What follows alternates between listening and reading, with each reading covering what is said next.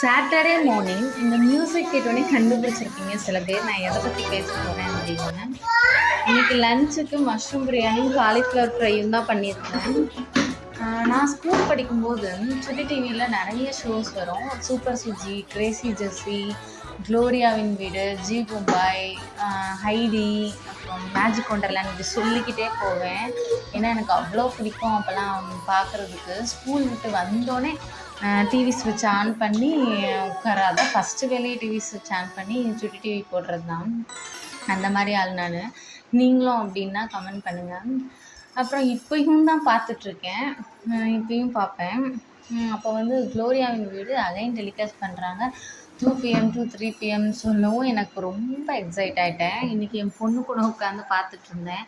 அவளுக்கும் ரொம்ப ரொம்ப பிடிச்சிருக்கு. உங்களுக்கும் க்ளோரியாவின் வீடு பிடிக்கும்னா கமெண்ட் பண்ணுங்கள். அப்படியே எல்லாம் ஞாபகம் வந்துருச்சு.